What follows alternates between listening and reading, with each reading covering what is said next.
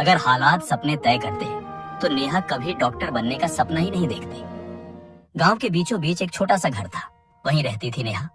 15 साल की, दुबली पतली, मगर आंखों में बड़े सपनों की चमक। उसके पिता रामू एक मजदूर थे।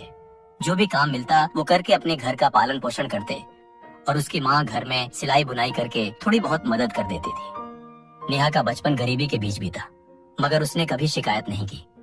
नेहा का सपना था डॉक्टर बनना, और ये सपना भी ऐसे ही नहीं आया था। उसकी जड़ें बचपन की एक घटना में थी। 5 साल पहले उसका छोटा भाई जीत तेज बुखार से तप रहा था। गांव में कोई डॉक्टर नहीं था। पास के कस्बे तक जाने में 3 घंटे लगे और समय पर इलाज न मिलने से उसके भाई की हालत बिगड़ गई। उस दिन नेहा और उसकी मम्मी ने उसके छोटे भाई को गोद में लेकर अस्पताल तक दौड़ लगाई थी। वह बच तो गया, लेकिन उस दिन नेहा ने मन ही मन ठान लिया, एक दिन मैं डॉक्टर बनूंगी, ताकि किसी को भी मेरे भाई जैसा कष्ट न सहना पड़े। गांव के स्कूल में पढ़ाई का स्तर अच्छा नहीं था। किताबें पुरानी थी। साइंस लैब क्या होती है ये तक कोई नहीं जानता था। बस विज्ञान की क्लास में केवल किताबें पढ़ा दी जाती थी। नेहा ने अपने एक टीचर से पूछा, टीचर, डॉक्टर कैसे बनते हैं? मुझे भी एक दिन डॉक्टर बनना है।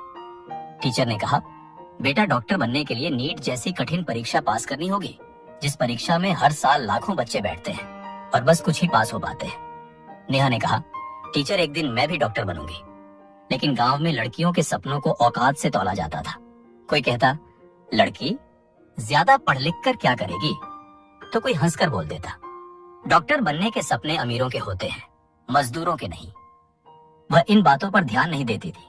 वो स्कूल के बाद पास के कस्बे की लाइब्रेरी जाती, जहां पुरानी मेडिकल की किताबें मिल जाती थी।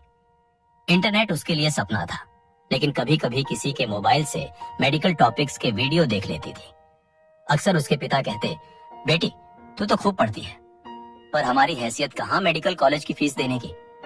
नेहा बस मुस्कुरा देती और कहती, आप चिंता मत करो पापा, मैं स्कॉलरशिप लाऊंगी। गांव के लोग मजाक उड़ाते, अरे डॉक्टर बनना क्या आसान है, देखो मजदूर की बेटी डॉक्टर बनेगी, बस सपने देखती रहो।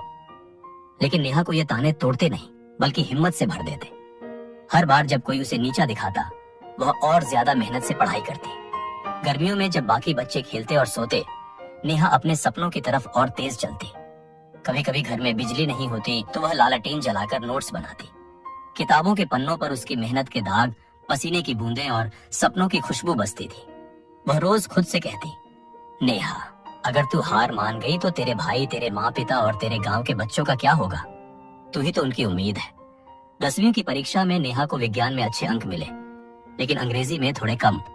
कस्बे के इंटर कॉलेज में दाखिला लेने के लिए अंग्रेजी के अच्छे अंक जरूरी थे। उसने प्रधानाचार्य से कहा, सर, मुझे एक मौका दीजिए, मैं अगले साल आपकी उम्मीद से भी ज्यादा अच्छे अंक लाऊंगी।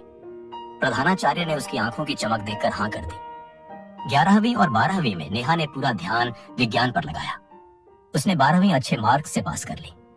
स्कूल पास करने के बाद नेहा ने तय किया कि वह नीट की तैयारी घर से ही करेगी, क्योंकि शहर जाने के पैसे नहीं थे। गांव में कोई कोचिंग नहीं थी, न ढंग की गाइडेंस। उसने पुराने सिलेबस की किताबें जुटाई, किसी से सेकंड हैंड नीट की गाइड बुक मंगवाई और खुद ही पढ़ना शुरू किया। सुबह 4 बजे उठकर पढ़ाई, फिर घर के कामों में माँ का हाथ बंटाना और शाम को फिर से किताबों में डूब जाना। यही उसकी दिनचर्या बन गई। लेकिन जैसे जैसे तैयारी आगे बढ़ी, उसे महसूस हुआ कि कई टॉपिक्स समझ नहीं आ रहे थे। मॉक टेस्ट क्या होते हैं, नीट का पैटर्न कैसा होता है, इन सब की सही जानकारी नहीं मिल पा रही थी।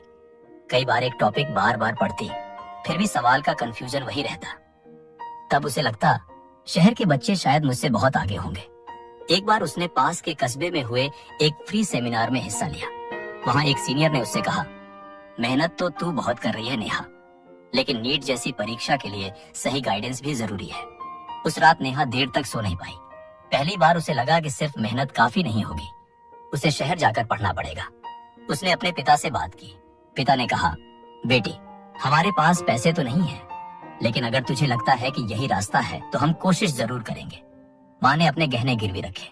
पिता ने ज्यादा काम करना शुरू किया और नेहा ने भी मन ही मन कसम खा ली, अब एक एक दिन की कीमत समझकर पढ़ूंगी, क्योंकि ये सिर्फ मेरी पढ़ाई नहीं, मेरे माँ बाप की कुर्बानी है। रिश्तेदारों और पड़ोसियों ने उसके घर वालों को बोला, इतना पढ़ाओगे तो कल को शादी के लायक भी नहीं बचेगी, उम्र निकल जाएगी इसकी, डॉक्टर ऐसे ही नहीं बनते। नेहा ने कभी जवाब नहीं दिया। वह जानती थी जवाब शब्दों से नहीं, नतीजों से दिया जाता है। इसलिए हर ताने को उसने अपनी किताब के पन्नों में बदल दिया। वह नीट की तैयारी के लिए शहर गई। किराए का एक छोटा सा कमरा लिया, एक चारपाई, एक टेबल और एक पंखा। लेकिन असली फर्क पड़ा शहर की लाइब्रेरी और कोचिंग के लेक्चर से। वहां मॉक टेस्ट प्रैक्टिस और सीनियर से गाइडेंस मिली, जो गांव में नामुमकिन थी। दिन में 12 से 14 घंटे पढ़ाई उसकी आदत बन गई।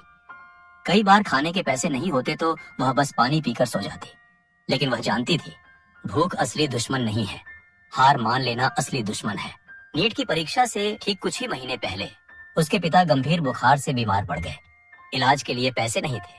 नेहा ने अपनी पढ़ाई का समय काटकर पार्ट टाइम ट्यूशन देना शुरू कर दिया ताकि इलाज का खर्च निकल सके। एक दोस्त ने कहा, ऐसे में तू तैयारी कैसे करेगी?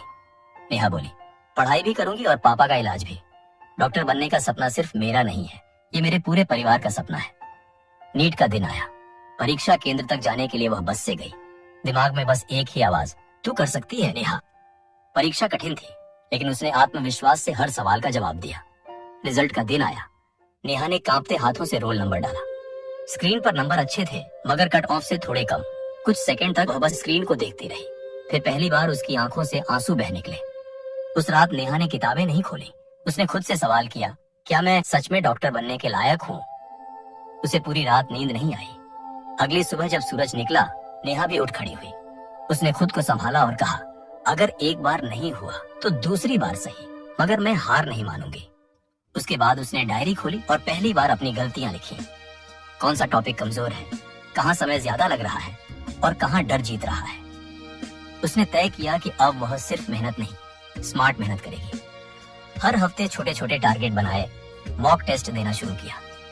कई दिन ऐसे भी आए जब थकान हावी हो जाती, लेकिन तब उसे माँ के गहने, पिता की मेहनत और भाई की वो बीमारी वाली रात याद आ जाती। नेहा जान चुकी थी, ये 1 साल इंतजार का नहीं, खुद को साबित करने का है। उसने परीक्षा दी। रिजल्ट का दिन आया। वह साइबर कैफे गई। रोल नंबर डालकर रिजल्ट देखते ही उसका चेहरा खुशी से चमक उठा। नेहा ने ऑल इंडिया टॉप 500 में जगह बना ली थी। उसकी आंखों से आंसू बह निकले। उसने घर फोन किया और कहा, पापा, आपकी बेटी डॉक्टर बनने जा रही है। दूसरी तरफ सिर्फ सिसकियों की आवाज थी और खुशी के आंसू थे। स्कॉलरशिप के सहारे नेहा ने मेडिकल कॉलेज में दाखिला लिया।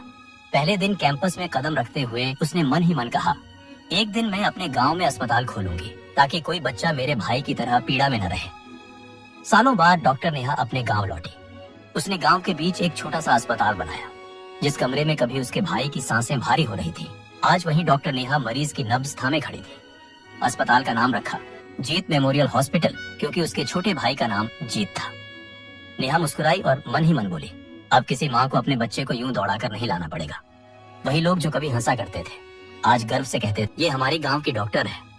नेहा मुस्कुराई और बोली, मैं डॉक्टर बनूंगी। ये वादा मैंने खुद से किया था और मैंने उसे पूरा कर लिया। आज बहुत से लोग खुद को दूसरों से कंपेयर करके हार मान लेते हैं, लेकिन जीत उन्हीं की होती है जो टूटकर भी उठते हैं। अगर आज तुम्हें लग रहा है कि तुम पीछे हो, तो याद रखना कि मेहनत कभी बेकार नहीं जाती। नेहा इसलिए नहीं जीती क्योंकि उसके हालात आसान थे, बल्कि इसलिए जीती क्योंकि उसने हार मानने से इनकार कर दिया। ये कहानी नेहा की थी, लेकिन अगली कहानी तुम्हारी भी हो सकती है। अगर ये कहानी तुम्हारे दिल को छू गई हो, तो कमेंट में लिखो, मैं हार नहीं मानूंगा।